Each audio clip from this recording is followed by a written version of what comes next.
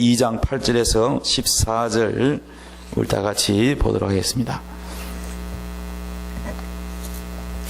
성경 누가복음 제2장 8절에서 14절까지 다 같이 읽읍시다. 시작. 그 지역의 목자들이 밤에 밖에서 자기 양떼를 지키더니 주의 사자가 곁에 서고 주의 영광이 그들을 두루 비추매 크게 무서워하는지라. 천사가 이르되 무서워하지 말라. 보라, 내가 온 백성에게 미칠 큰 기쁨의 좋은 소식을 너희에게 전하노라. 오늘 다윗의 동네에 너희들을 위하여 구주가 나셨으니 곧 그리스도 주시니라. 너희가 가서 강보에 사여 구유에 뉘어 있는 아기를 보리니 이것이 너희에게 표적이니라 하더니 홀련히 수많은 천군이 그 천사들과 함께 하나님을 찬송하여 이르되 지극히 높은 곳에서는 하나님께 영광이요 땅에서는 하나님이 기뻐하신 사람들 중에 평화로다 하시니라. 아멘. 오늘 말씀의 제목 우리 한번 따라합시다. 큰 기쁨의 소식 예수. 아멘. 우리 옆에다 손잡고 큰 은혜 받읍시다. 우리는 매일매일 소식을 접합니다. 무슨 소식을 접합니까? 텔레비 뉴스에 귀를 기울이고 또 운전할 때는 라디오에 귀를 기울입니다. 그래서 오늘은 무슨 소식이 있는가 궁금해서 뉴스에 귀를 기울입니다. 아침 출근할 때도 뉴스가 나오고 또 12시 정오에도 뉴스가 나오고 또 저녁에도 보면은 뉴스가 나옵니다. 그래서 이 뉴스를 소식을 들으면은 세상의 소식이 슬픈 소식도 있고 기쁜 소식도 있는데 한번 물어봅시다. 기쁜 소식이 많던가요? 슬픈 소식이 더 많던가요? 슬픈 소식이 더 많아요? 세월호 사고 난 사건 2014년도에도 보면은 많은 사건들이 있었습니다. 그죠? 아이고 2014년에는 가장 기억에 남는 게 세월호 사건인 것 같아요. 발을 동동거리고 구조하지 못해서 늘 가슴이 아프고 늘 눈물 흘리고 너무 힘들고 그러다 그것이 점점 오래가면서 또 갈등이 생겼지요. 법적 이런 문제로 그러면서 또 실망도 하고 그렇게 했는데 그런데 세상에 있는 소식들이 다 보면은 슬픈 소식들은 많아요. 누구누구 돌아가셨단다. 또 제 주위에 있는 목사님은요, 이게 뇌출혈로 지금 동강병원에 중환자실에 입원해 있습니다. 또 그런 소식도 있고요. 또 누구누구 아프단다. 누구는 또 요양병원에 가셨단다. 이렇게 주위에 보면은 아프다는 사람, 다쳤다는 사람, 돌아가셨다는 사람, 별별 사고, 소식이 있습니다. 부도 났다는 소식도 있고, 교통사고 났다는 소식도 있고, 화재 불났다는 소식도 있고, 또 보면은 토막 사건도 있고, 또 요 최근에 보니까 여행용 가방에 노인네가, 칼에 찔려서 전부터 버려졌다는 이런 참 그런 소식도 있고 슬픈 소식이 많이 있습니다. 그런데 유일하게 이 인류에 정말 기쁜 소식이 있는데 지구가 생긴 이래로 창조 이래로 가장 큰 기쁜 소식이 많이 있겠지요. 그렇지만 인류의 역사상 가장 큰 기쁨의 소식이 뭐냐? 그것은 바로 오늘 여러분에게 전하려고 하는 제목입니다. 큰 기쁨의 소식 예수입니다. 할렐루야. 그러면 큰 기쁨의 소식이 왜 예수냐? 이거 세상 사람들이 잘 몰라서 그렇죠. 이 큰 기쁨의 소식 예수는요, 반드시 이거는 빅뉴스입니다. 왜냐하면은 모든 우주 만물은 저절로 있는 것이 아니라 하나님, 창조주 하나님이 조물주가 창조를 했습니다.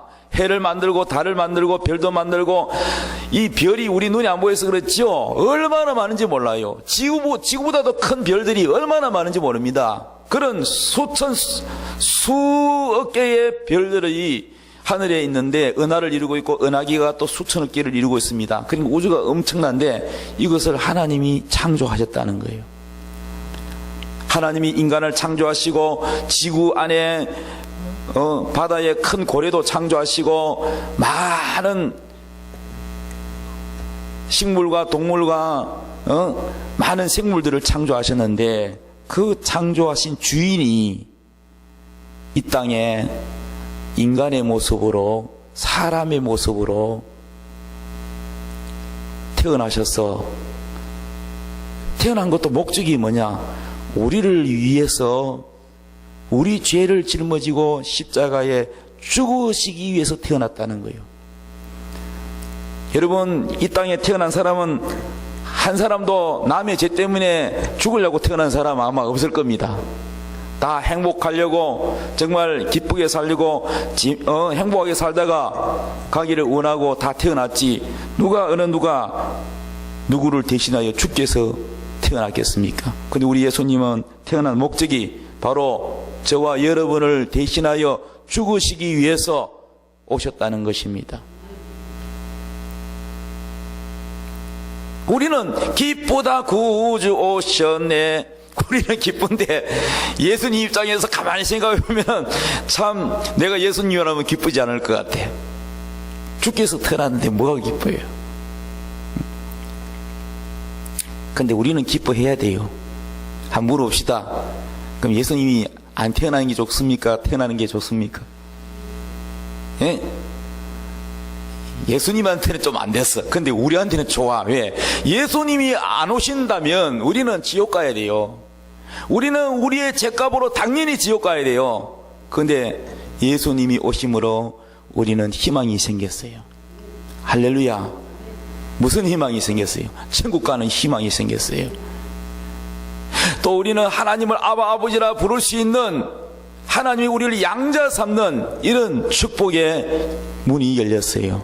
예수님이 오셨다는 것은 엄청난 우리에게 축복입니다, 여러분. 할렐루야. 여러분, 아무리 이 땅에 살아서 태어나서 부자로 살고 좋은 말이죠, 100평짜리 아파트 살고 벤츠 승용차 몰고 맛있는 음식을 먹고 최고급의 옷을 입고 그리고 하고 싶은 다 여행을 다 하고 자기가 좋아하는 남자 여자와 살고 이렇게 행복하게 살아도 예수를 만나지 못하고 여러분 죽는다면 그 영광은 길어야 100년입니다. 100년도 못 되죠. 뭐 나이 좀 들면 병들가 다 요양병 갑디다. 아무리 돈 많은 사람도 병 걸려 보세요. 병원에서 주는 죽 먹어야 되고 약 먹어야 되고, 아무리 부자라도 재벌이라도 병 들면요 환자복 갈아입어야 되지 매일 다 벗어야 돼요.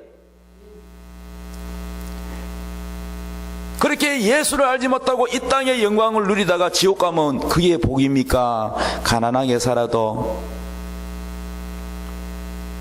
좀 불편하게 살아도 예수 믿고 천국 가는 게 좋습니까? 어느 게 더 복이 많은 사람이에요? 이 땅에 돈 많고 재벌 있는 사람들 예수 안 믿고 여러분 영광 누리다가 예수 안 믿고 지옥 가는 사람 많아요. 그러니까 여러분은 재벌보다 더 부자 맞습니까? 이 사람 하면 축복합시다. 당신은 재벌보다 부자입니다 하면 축복합시다. 누가 더 부자입니까? 이 땅에서 누리는 영광은 기껏해야 100년. 그런데 천국에서 누리는 영광은 몇 년이요? 1000년이요? 만년이요? 영원이요, 영원. 여러분 어떻게 영원과 비교할 수가 있겠습니까? 영원. 영원으로 봤을 때 이 땅의 1000년은요 하루살이에 불과합니다. 하루살이가 내일을 알아요, 몰라요?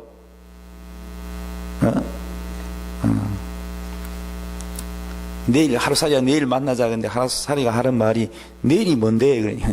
한 번도 내일을 살아본 적이 없어. 하루살이가 어떻게 내일을 알아요? 이 땅에서 여러분 사는 영광은 100년이든 1000년이든 영원에 비유했을 때는 하루살이밖에 안 되는 거예요. 그러니 여러분 우리는 세상의 기준으로 보지 말고 하나님의 기준으로 보셔야 됩니다. 할렐루야. 오늘요 여러분 예수님이 또 어디에서 태어나시냐면 그 위대하신 창조주 하나님이, 그는 근본 하나님의 본체시나 하나님과 동등됨을 취할 것으로 여기지 아니하시고 오히려 사람의 모습으로, 종의 모습으로 우리에게 오셔서 십자가에 못 박혀 죽기까지 복종하셨다. 우리를 사랑하셨다 이랬어요. 창조주 하나님, 근본 하나님이신 그분이 인간으로 태어나는데 우리처럼 그럼 태어나려면 평범하게 좀 잘 사는 집에 태어나시지 왜 지지도 못 사는 요셉이 목수집의 아들로 태어나시고 또 태어날 때 여관에서 태어난 것도 아니고 병원에서 태어난 것도 아니고 어디서 태어났냐? 위안간에서 태어났습니다. 위안간에서. 근데 성경에 그렇게 기록되어 있는 이것이 우연이 아니라 전부가 하나같이 우연이었고 하나님이 이렇게 되리라 저렇게 되리라 하신 예언의 대로 말씀대로 예수님이 이 땅에 태어나기 전에 하나님이 선지자를 통해서 이렇게 예수님 태어날 때 이렇게 오신다고 하신 그 내용 그대로 되어진 것입니다. 우연이 된 것이 아닙니다. 할렐루야. 그러면 하나님의 말씀이 그렇게 되리라 라고 하나님의 종을 통해서 그렇게 말씀해 오셨는데 드디어 때가 되면 예수님이 태어났는데 어떻게 태어났냐면은 그것이 어떻게 예언이 이루어졌냐면은 자, 마리아는 처녀입니다.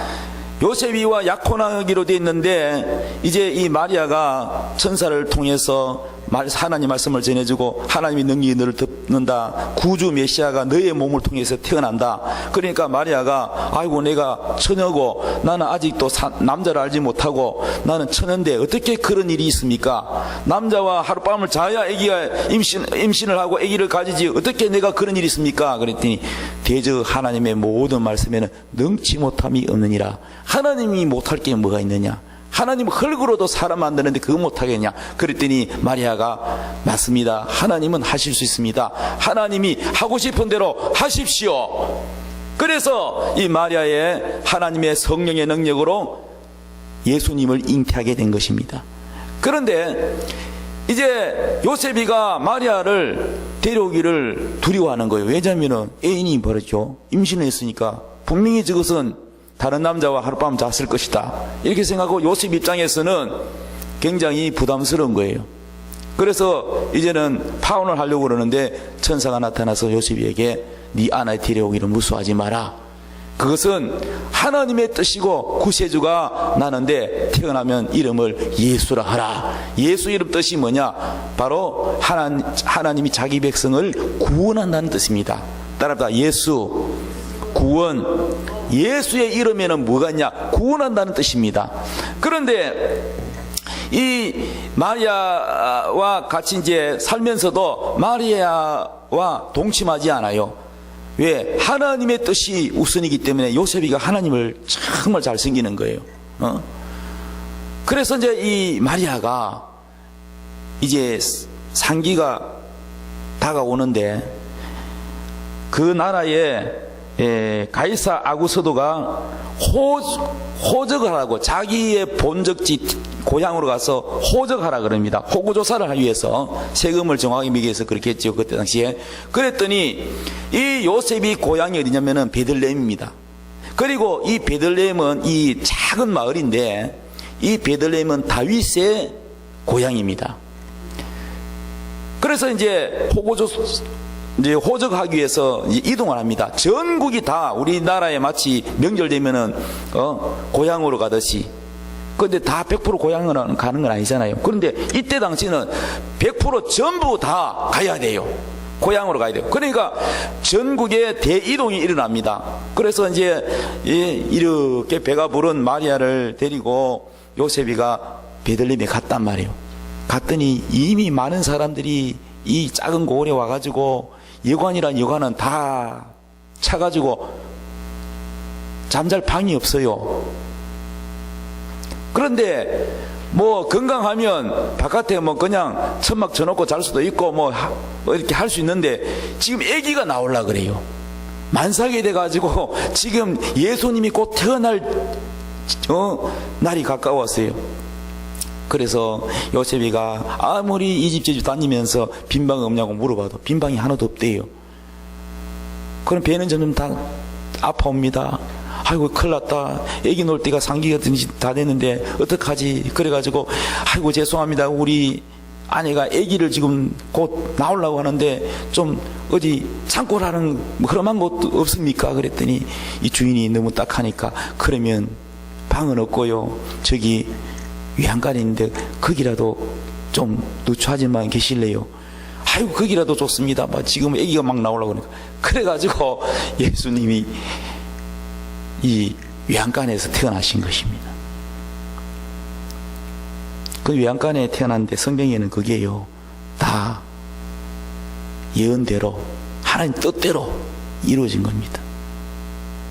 여러분은 그래도 다 병원에서 태어나든지 옛날에는 집에서 안방에 고등막 따신 데서 태어나든지 그렇게 여러분 태어났을 텐데 예수님은 이렇게 따뜻한 방에서 못 태어나고 이렇게 냄새나고 어두컴컴하고 칙칙한 이런 짐승이 거하는 위안간에서 태어나셨습니다. 그럼 왜 그렇게 태어났냐? 왜 하나님의 뜻이면 왜 그렇게 오셨느냐? 아멘. 왜 그렇게 오셨느냐? 이렇게 물으신다면 여러분 그것은 답은 이렇습니다. 이 예수님이 태어난 것은 누유인 것은 구유인지 하여튼 구유에 누였다 그랬습니다. 구유. 말 먹이통을 뭐라 그래요? 구유라 그러죠. 구유. 근데 이 구유에 누였는데 이 짐승이 거하는 소나 말이 거하는 이러한 곳에 예수님이 오시는데 이곳은 여러분 밝지가 않습니다. 마구간이나 외양간에 가보면 어둠컴컴하고 또 냄새도 나고 아주 환경이 좋은 곳이 아닙니다. 그것은 무엇을 말하냐? 우리의 마음이, 우리의 심령이, 우리 인간의 마음이 어둡고 우울하고 죄로 인하여 더럽고 컴컴하고 냄새나고 이런 것을 말하는 것입니다. 그러한 우리의 더러운 심령에 우리 예수님은 기쁨이 되고 희망이 되고 우리를 깨끗하게 하시기 위해서 희망이 되기 위해서 우리에게 큰 기쁨이 되기 위해서 흑암의 빛을 비추기 위해서 오셨다는 사실입니다. 할렐루야. 아니 예수님이 그분은 오시는 방법이 여러 가지가 있습니다. 뭐 천사에 눌려가지고 황금마차를 타고 촤 호화찬란하게 오면은 되는데 왜 예수님이 태어나 만왕의 왕 예수님을 알아본 것도 저 먼 타국의 동방박사 세 사람이 별의 인도함을 받고 멀리서 와가지고 예물을 드리고 환영을 했습니다. 그리고 목자, 오늘 성경에 보니까 들판에 있는 목자들이 양을 치다가 천사를 만나가지고 빨리 가봐라 해서 예수님 만났습니다. 그러니까 예수님을 우리를 구원할 구세주 예수님을 만나는 사람은 몇 명 안 돼요. 만약에 예수님이 호화찬란하게 그냥 공개적으로 정말 그렇게 오셨다면은 하나님의 뜻이 안 이루어져요. 무슨 말씀이냐?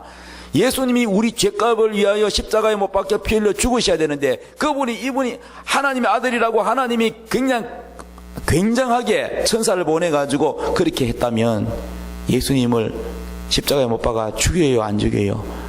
안 죽어요. 그럼 예수님이 십자가에 안 죽으시면은 우리 죄는 어떻게 됩니까? 그래서 예수님을 은밀하게 이해되십니까? 또 마귀가 아기 예수님을 죽이려고 하잖아요. 헤롯이 부하들을 보내가지고 군사를 보내가지고 왕이 태어나면 안 되니까 삭수를 잘라야 된다 해가지고 그 베들레헴의 마을에 예수님과 비슷한 시기에 태어난 아기들 다 죽였어요. 예수님은 빨리 이제 천사를 보내가지고 이집트로 피신을 시켰지만은 다 죽었어요. 마귀가 그냥 두지 않습니다. 그래서 하나님이 우리 아기 예수님이 구세주 만왕의 왕으로 태어나시는 것을 은밀하게 숨기는 이유가 우리를 구원하기 위해서 그 뜻을 이루기 위해서 거창하게 오지 않았어요.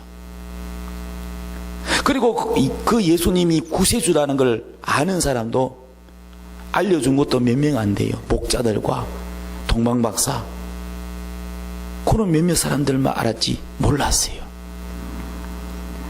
다 그것이 무엇 때문입니까? 우리를 구원하기 위해서입니다.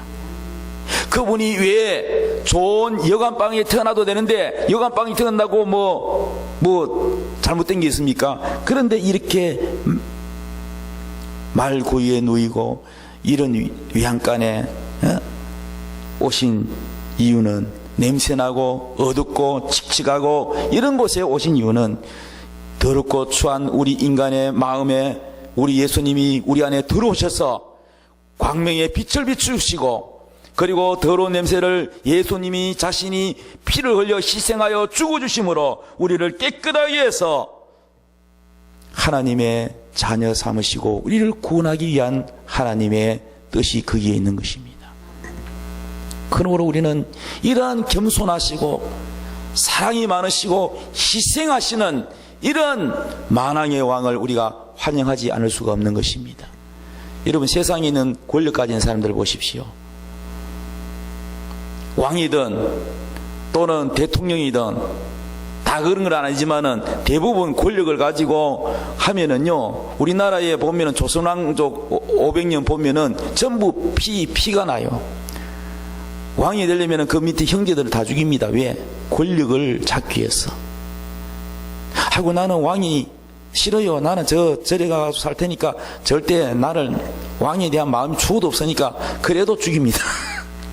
언제 어떻게 될지 모르기 때문에 이 권력이란 구조가 그렇습니다. 태양은 하나가 존재하지 두나 존재하지 않는다 그래서 형제간에 비비린내가 나는 거예요. 그래서 여인들도 보면은 자기 아들을 왕위에 올리려고 얼마나 머리 싸움하는지 몰라요. 그 권력의 싸움이 비참합니다. 권력이 있는 만큼 아픔도 있는 것입니다. 거기에 죄가 많은 것이고. 그래서 여러분, 이 땅에는 권력 가진 왕이 다 보면은 백성들을 위해서 대신 죽는다, 이거는 있을 수 없는 얘기고, 희생의 왕은 없습니다. 겸손의 왕이 어디 있습니까? 우리 예수님은 어떤 왕입니까? 정치적 왕이 아닙니다. 빌라도 법정에서 그때 로마가 전 유럽을 지배하고 있었어요. 이스라엘이 그때는 로마의 식민지로 있었어요. 예수님 당시에 그랬습니다. 로마 법정에 세웠습니다. 예수님에게 묻습니다. 빌라도가 묻습니다. 네가 왕이냐? 그랬더니 예수님이 네가 말하였느니라. 나는 내가 말하는 왕은 이 세상의 정치적 왕이 아니다. 내가 말하는 왕은 하나님 나라의 왕을 말하는 것이다. 그 무슨 말입니까? 하늘나라의 왕이라는 거죠. 이 땅의 정치적 제도적 왕이 아니라는 겁니다. 하나님 나라의 왕이라는 거예요. 오늘 지구촌에 많은 사람들이 예수를 믿습니다. 기독교인들이 있습니다. 그분들은 다 예수님을 왕으로 인정합니다. 하나님 나라, 사랑의 나라, 이 나라의 왕이라는 얘기입니다. 그러니까 이 왕은 어떤 왕이냐? 따라서 겸손의 왕, 사랑의 왕, 희생의 왕입니다. 여러분, 세상에 어떤 왕이 백성들을 위해서 대신 죽는 왕이 있습니까? 자기 재산을 다 내주고 희생하는 그런 왕이 있습니까? 자기 목숨을 내주고 저 백성을 살리기 위해서 자기 피를 다 수혈을 해주는 그런 왕이 있습니까? 그러니까 죽은 왕이 있습니까? 저는 못 들어봤어요. 우리 예수님은 우리를 섬기러 오신 겸손의 왕입니다. 할렐루야. 우리를 위하여 죽으러 오신 왕이라 이 말입니다. 우리를 구원하기 위해서, 사랑이 넘치는 우리를 구원시키기 위해서, 우리를 불쌍히 여겨서 섬겨주러 오신 왕이라 말입니다. 그래서 일부러 여러분 그렇게 말 고위에 누우시고 어두컴컴하고 짐승이 거하는 냄새 나고 칙칙한 어두운 곳에 오셔서 우리에게 밝은 희망이 되어주시고 빛이 되어주시고 소망이 되어주셨다는 겁니다. 그래서 많은 사람들이 예수님을 따르는 것입니다. 세상 왕은 권력으로, 힘으로 다스리지만 우리 예수님은 사랑으로 이끄십니다. 섬김으로 이끄십니다. 그래서 우리는 더럽고 추한 외양간 같은 그런 우리의 심령에 예수님이 우리 속에 들어오셔서 우리에게 소망을 주고 밝은 빛을 비추기 때문에 우리는 어떻게 살아야 되겠습니까? 우리도 예수님을 본받아서 겸손해야 된다는 거예요. 세상 사람들은 높은 사람을 좋아해요. 높은 사람과 가까이 지내면은 뭔가 이익이 있을 것 같아. 회사에서도 높은 사람하고 가까이 지내면은 뭔가 나한테 이익이 있을 것 같아. 자기보다도 못한 말단하고 사귀어봐야 별로 이득도 안 될 것 같아. 그래서 사람들은 전부 보면은 자기보다도 잘난 사람을 좋아해요. 자기보다 많이 배우고 자기보다 똑똑하고 자기보다 힘도 있고 돈도 있고 권력 있는 사람을 좋아합니다. 근데 우리 예수님은 늘 누구와 같이 지냈습니까? 그 당시에 종교 지도자 높은 사람하고 다니지 않았어요. 제사장하고 같이 다니지 않았어요. 성경 박사들하고 같이 다니지 않았어요. 하나님을 섬기는 사람들 중에서도 계급이 높은 사람하고 다니지 않았어요. 어떤 사람하고 다녔어요? 죄를 많이 지은 사람, 또 몸을 파는 창녀나 뭐 그런 사람, 얼굴을 잘 못 들고 부끄러워하고 이런 사람, 그런 사람하고 같이 가서 식사를 하고 그랬어요. 그리고 예수님 별명이 뭐냐? 죄인의 친구다 그랬어요. 그래서 사람들이 물었습니다. 왜 당신은 그런 사람하고 지냅니까? 불길한 사람, 깨끗하지 못한 사람, 남에게 손가락 받는 그런 사람하고 지냅니까? 그랬더니 예수님이 나는 죄인을 위하여 죽으러 왔지, 나는 죄인을 구원하러 왔지, 나는 의인을 구원하러 온 것이 아니다. 나는 깨끗하고 나는 죄가 없다고 하는 사람은 내가 필요치 않다. 그러나 나는 죄인입니다. 나는 부족합니다. 그런 사람은 나를 필요로 한다. 병든 사람은 의원이 필요하다. 그러나 건강한 사람은 의원이 필요 없다. 그런 것처럼 내가 온 것은 바로 죄인이라고 고백하는 그 사람에게 구원시키려고 내가 왔다. 그래서 많은 죄인들이 예수님을 따르고, 병든 사람이 예수님을 따르고, 가난한 사람이 예수님을 따르고, 그러면서 주여 나는 죄인입니다 하고 자기 죄를 고백하고 자백하고 예수님을 영접했던 것입니다. 그러나 자신이 열심히 종교생활하고 열심히 헌금하고 열심히 교회 다니고, 요즘 말하면 나는 죄가 없다고 깨끗하다고 하는 사람들은 그 당시 예수님을 따르지 않았어요. 그래서 예수님은 죄를 좋아하는 것이 아니라, 죄를 좋아하는 게 아니고 그 죄값을 치르기 위해서 오셨는데 뭘 죄를 좋아하게 했어요? 죄인을 구원하기 위해서 오셨다는 사실입니다. 그래서 예수님은 겸손의 왕이시라. 우리를 위해서 희생하고, 야 너희들이 죄를 지었으면 이렇게 살아야지 저렇게 살아야지 심판하고 호통치기 위해서 오신 것이 아니라, 죄를 캐묻고 따지기 위해서 오신 것이 아니라 우리 죄를 짊어지고 대신 죽으시기 위해서 오셨다는 거예요. 그러므로 우리 예수님은 참으로 희생의 왕이요 섬김의 왕이요 사랑의 왕이십니다. 그래서 많은 사람들이 예수님을 따르는 이유가 그렇습니다. 그럼 우리도 어떻게 살아야 됩니까? 우리도 큰 자가 아니에요. 세상적으로 볼 때 크게 남들이 알아주는 그런 위치에 있는 사람이 아닙니다. 우리 예수님이 우리를 부르셨고 우리를 사랑하셨고 우리를 구원해 주셨잖아요. 그러므로 우리는 그 은혜를 입었고 그 사랑을 입었기 때문에 우리도 예수님을 본받아서 참으로 세상 사람들처럼 나보다도 좀 내게 유익이 좀 되는 그런 사람을 바라보지 말고, 우리보다 좀 어렵고 힘들고 가난하고 정말 부족한 사람에게 다가가서 섬기고 베풀고 예수님의 사랑을 전하고 예수님의 사랑을 실천해서 하나님이 눈에 보이지 않아도 우리의 행위를 통해서, 아 저분들 보니까 정말 예수님 같다, 예수님이 저분 안에 계시는 것 같다, 이렇게 보여줘야 된다는 거예요. 우리의 의를 보여주는 게 아니에요. 그래서 예수님이 뭐라 그랬습니까? 구제할 때, 남을 도울 때에 세상 사람도 예수 안 믿는 사람도 도와요. 교회 다니는 사람도 도와요. 그건 차이가 뭔지 아세요? 뭔 차이가 있는지 아세요? 교회 안 다니도 얼마든지 착한 일 할 수 있다, 교회에 나는 필요 없다, 그런 사람이 있어요. 근데 차이가 있어요. 무슨 차이가 있었냐? 우리 예수님은 이웃을 도울 때에 오른손이 하는 걸 왼손이 모르게 하라 그랬어요. 네 의를 드러내지 말라는 거예요. 네 자랑 생생내지 말라는 겁니다. 순수한 사랑을 하라는 겁니다. 근데 세상 사람들은 돕기는 돕는데 어떻게 해요? 자기 이름을 내고 자기 기업의 이름을 내고 그러면서 착한 일을 하면서도 목적이 뭐 어디에 있느냐? 자기의 영광을 나타내는 거죠. 자기가 인정받는 것을 기뻐하죠. 그런데 우리 예수님은 내가 인정받는 거, 내가 높여지는 거, 내가 사람들로부터 칭찬받는 그런 마음을 버리라는 거예요. 여기서 여러분 예수 믿는 사람하고 안 믿는 사람하고 차이가 나야 돼요. 순수한 깨끗한 어떤 목적이 없는 정말 순수한 그대로의 사랑을 베푸는 주님의 사랑을 베풀어라는 거예요. 인간적인 사랑이 아니고 하나님의 사랑을 가지고 사랑을 하라는 얘기입니다.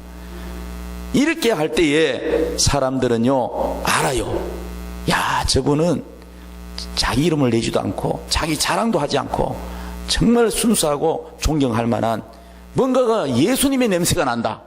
이렇게 해야 사람들이 그것을 보고 예수님을 여러분 만날 수가 있는 겁니다. 하나님은 눈이 안 보여. 예수님 눈이 안 보여. 예수님은 살아계시는데 그러면 불신자들이 뭘 보고 우리를 따르겠습니까? 뭘 보고 예수를 믿겠습니까? 우리의 말에서, 우리 행위에서 예수가 나타나 있다.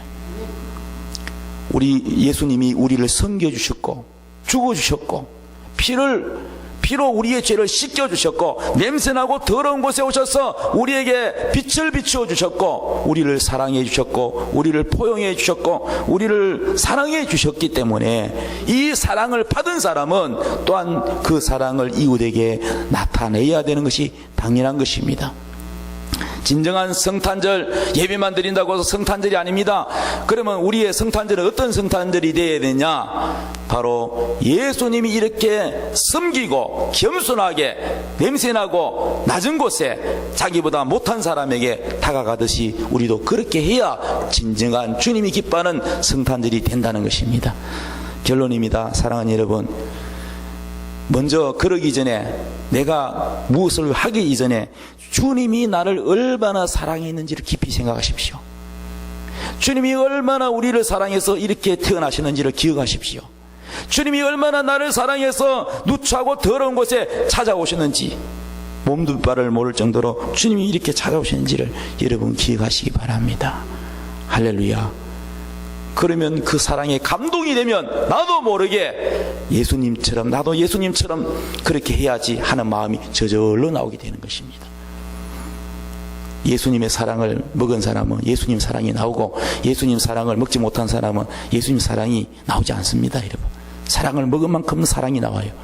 예수님의 은혜를 받으시기 바랍니다. 은혜가 뭡니까? 예수님의 사랑입니다. 이 예수님의 우리를 섬겨주시고 죽어주시고 섬겨주신 이 사랑을 우리가 먹고 마시고 은혜를 받은 만큼 우리는 행복하고 또 이웃에게 사랑을 베풀 수가 있는 것입니다. 섬기고 나눠주고 베푸는 그 겸손의 왕을 본받아서 여러분도 그렇게 주님을 섬기고 이웃을 섬기는 여러분 되기를 예수님의 이름으로 축원합니다. 그래서 이것이 뭐냐? 큰 기쁨이라는 거예요. 세상 사람들에게 이 큰 기쁨의 소식을 그때는 천사가 전해줬지만 이제 우리가 세상 사람들에게 이 큰 기쁨의 소식 예수님을 소개해야 돼요. 사람들 잘 몰라요, 예수님. 제가 장터 나가서 건빵 나눠주면서 얘들아 너 교회 다니니? 얘 안 다녀요. 우리 친구는 다니는데요 그러더라고. 근데 예수님 야 성탄절이 무슨 날인지 아니? 그랬더니 몰라요 그러더라고. 성탄절이 뭔 날인지 몰라요. 그냥 산타 할아버지 선물 나눠주는 걸 생각하지. 성탄절 주인공이 예수님인데 그럼 예수님이 누군지를 몰라요. 예수님이 이 땅에 왜 태어난지 목적도 몰라요. 그러니까 이 기쁜 소식을 누가 전해야 되냐? 우리가 전해야 된다는 거예요. 우리가 전해야 돼. 누가 전해야 돼요? 그 당시에는 천사가 나타나서 목자들에게 알려줬지만 이제는 우리가 전해야 돼요. 어떻게 전해야 돼요? 예수님처럼 낮은 곳에 가서 냄새나는 곳에 가서 칙칙한 곳에 가서 오늘날 보면 교인들 중에서도요 전도하는데 꼭 보면은 깨끗하고 괜찮은 사람 골라가 전도하면 그러면 안 돼요. 예수님 보세요. 마국간에 낮은 곳에 냄새나는 곳에 갔잖아요. 철거 지역에 판자촌에 그리고 장려촌에도 가서 어떻게 해야 돼요? 그분을 따뜻하게 인간 대우를 해주고 그래야지. 사람들은 손가락 잡고 그러잖아요. 따뜻하게 대해주고 정말 똑같이 대해주고 인격적으로 대해주고 사랑으로 대해주고 해보세요. 그분들이 감동받아요. 아, 역시 교회는 다르구나. 나를 대우해주나. 사람들은 다 보면 못 파는 여자라고 손가락질하는데 아, 나를 이렇게 대우해주구나. 그렇게 예수님이 낮은 곳에 가듯이 우리가 그렇게 여러분 전도해야 사람들이 예수를 만날 수 있다는 거예요. 기도하겠습니다.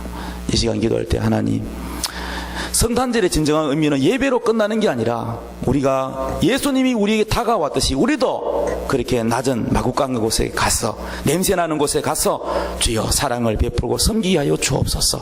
기도하겠습니다. 주여